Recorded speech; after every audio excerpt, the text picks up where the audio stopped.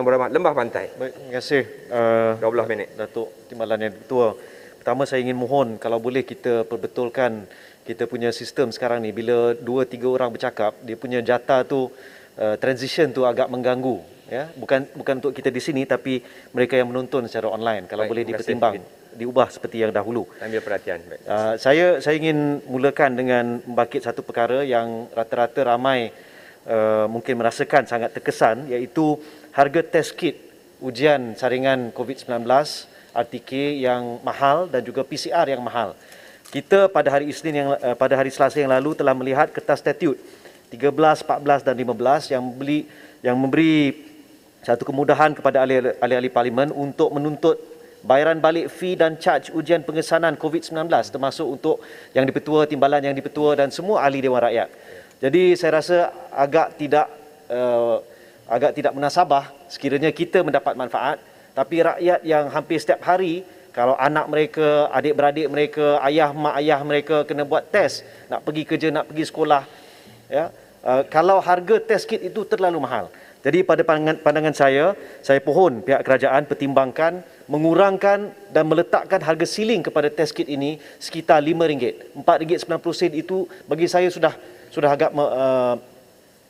agak baik, ya. Tapi kalau belasan ringgit ataupun RM10 dia terlalu mahal, terutama bagi mereka yang tidak layak untuk membayar cukai. Kita tahu rata-rata kumpulan B40, ya, mereka mungkin tak perlu membayar cukai, jadi rebat cukai RM1,000 untuk ujian itu tidak terpakai untuk mereka. Jadi saya pohon untuk dikurangkan. Kedua, berkenaan dengan isu banjir yang sebelum ini berlaku pada 18 dan 19 Disember, saya difahamkan contoh di kawasan saya di Lembah Pantai ada 155 orang daripada 321 yang telah memohon bantuan RM2,500. 155 masih belum terima sehingga ke hari ini dah masuk bulan Mac. Ya, jadi apa yang sebenarnya berlaku? Adakah kerajaan tidak cukup duit untuk bayar bantuan RM2,500 ini kerana mereka telah tunggu terlalu lama dan sering berhubung dengan pejabat saya. Jadi saya pohon Menteri untuk memberikan penjelasan. Berkenaan dengan JKMP, pagi tadi kita mendengar bagaimana Yang Berhormat Menteri telah begitu tegas, ya, menegaskan bahawa ini adalah satu projek perintis. Bagi saya tak payahlah perintis, kita perintah stop terus. Itu yang kami dengar daripada warga OKU yang paling terkesan dengan sistem yang pada pandangan umum tidak membantu rakyat yang terbanyak. Jadi saya pohon Menteri tak payah buat perintis. Bagi ramai yang di luar sana, mereka perlukan cash in hand, ya, dan mereka menggunakan untuk macam-macam perkara. Jadi saya pohon Menteri pertimbangkan cancel, perintahkan untuk dihentikan dulu.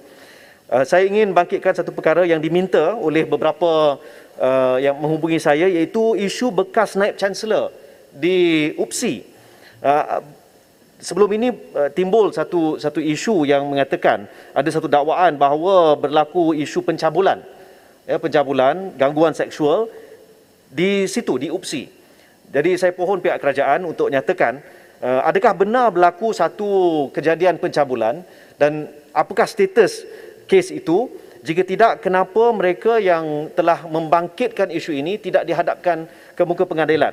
Dan apakah sekiranya berlaku, kenapa individu tersebut yang merupakan seorang memang yang kanan, ya, masih dibenarkan berkhidmat, ya, dalam beberapa saya difahamkan dalam satu badan pada hari ini. Saya ingin bertanya tentang isu 1MDB. Kita tengok sekarang ni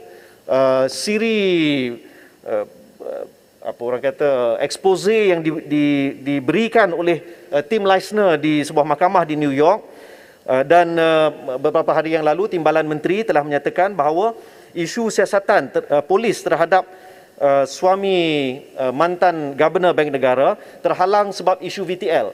Adakah isu 1MDB dan duit yang dimaksudkan ini begitu remeh sehingga satu perkara administratif VTL menjadi penghalang untuk siasatan itu dilakukan?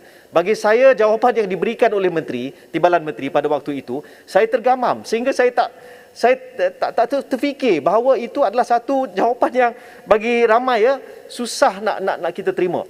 Kerana bagaimana isu seperti ini, ya, pada ketika menteri-menteri boleh pergi ke Dubai untuk World Expo dan sebagainya, Ya, kenapa pihak polis saya difahamkan sukar untuk melakukan siasatan ini akibat daripada isu VTL. Dan sebenarnya yang ingin kita ketahui ialah setakat ini kita cuma tahu ada satu rumah bekas kekasih. Berapa lagi kekasih-kekasih dan rumah-rumah yang mungkin kita belum tahu.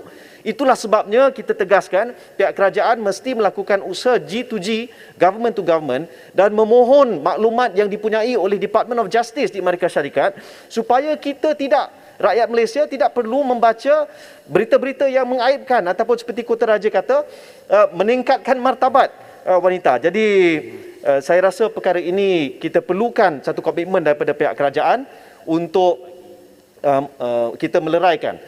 Timbalan Yang Tertua, boleh saya teruskan? Mungkin tak panjang. Okey, 6 minit supaya 2.30 nanti yang lain boleh teruskan. Silakan. Terima kasih. Benarkan. Saya ingin menyentuh isu 5G dan DNB.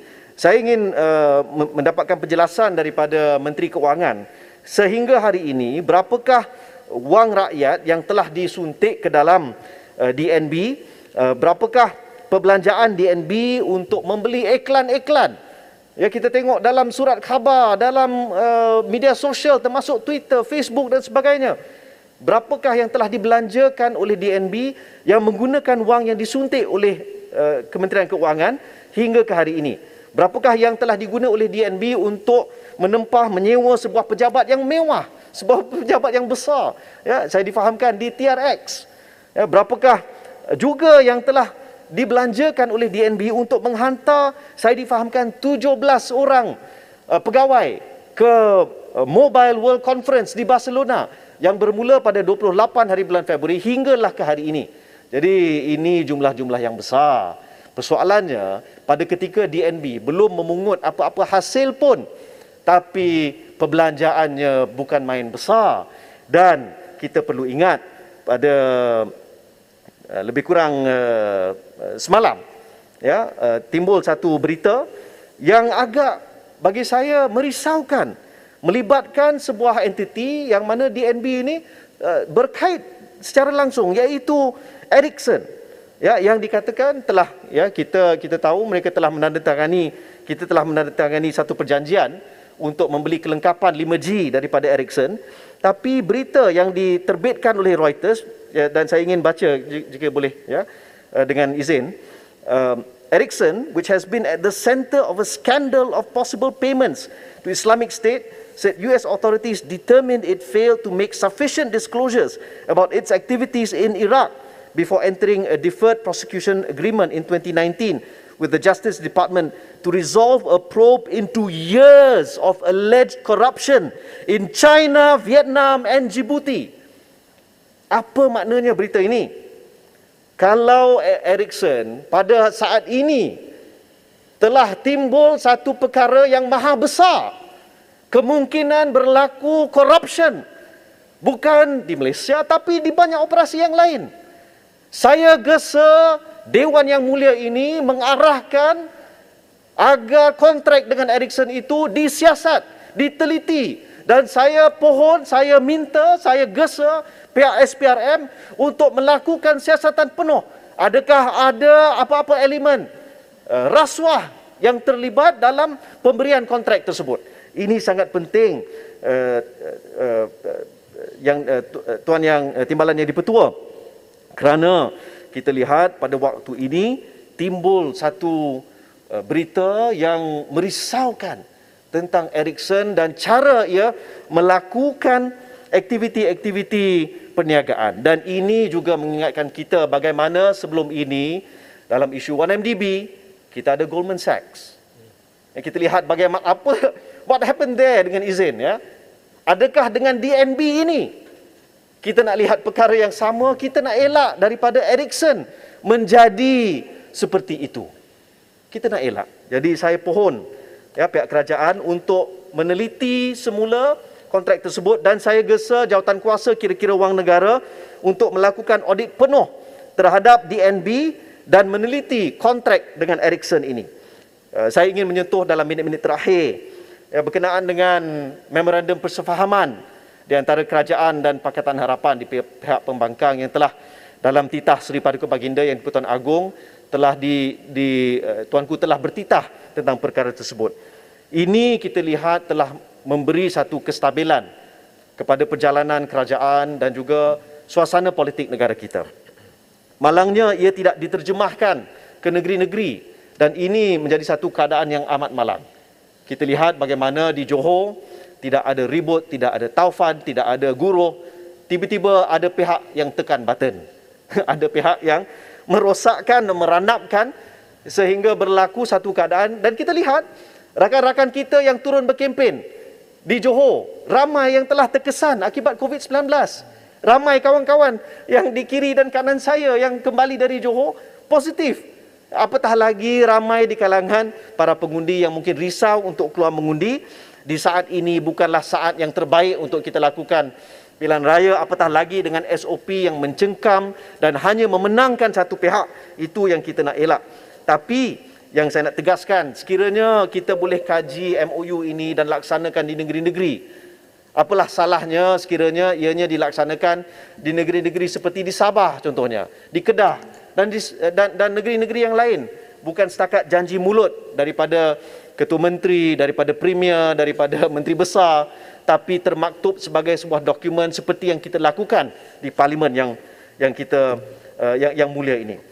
Akhir sekali, berkenaan dengan banyak yang saya sebut tadi, Suruhanjaya Pencegahan Rasuah Malaysia mesti kita reformasi dan selaras dengan usaha kita untuk mengangkat satu rang undang-undang perkhidmatan Parlimen yang menjamin kebebasan Parlimen. Sebuah badan seperti SPRM itu mesti diletakkan di bawah jagaan dan seliaan Parlimen.